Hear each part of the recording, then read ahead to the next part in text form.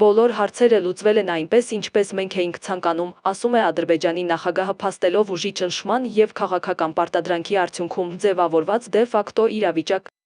Սա նաև ուղերձ է միջազգային լսարանին, Հայաստանը ըստ Ալիևի արդեն համաձայնել է, պարզապես դեռ չի ընդունում դա հրապարակավ։ Նա հայտարարում է, որ պարտվող կողմ չկա, բայց միայն տնտեսական իմաստով, քաղաքական և ռազմական առումով պարտվածը հստակ է։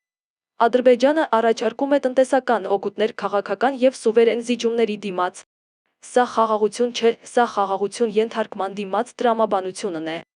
Ալիևը նաև ողջունում է Փաշինյանի իրական Հայաստանի գաղափարը, նշելով՝ կա իրական Հայաստան իր ահմաններով և մինչև մենք չճանաչենք դրանք գոյություն չունեն։ Այսինքն նա իրեն ներկայացնում է որպես Հայաստանի սահմանների լեգիտիմացնող սուբյեկտ։ Սա ոչ միայն միջազգային իրավունքին հակասող հայտարարություն է, այլ ուղղակի սպառնալիք Հայաստանի ինքնիշխանությանը։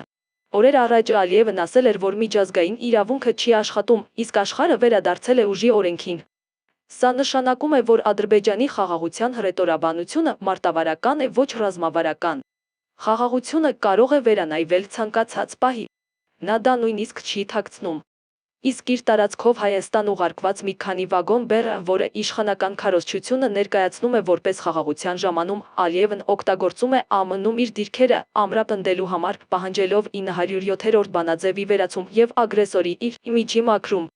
Սրանք լուրջ մարտահրավերներ են մեր հասարակության համար։ Բայց դրանց մասին քննարկումները քիչ են, իսկ եղածն էլ խլացվում է իշխանությունների և չեղած խաղաղության քարոզիչների կողմից։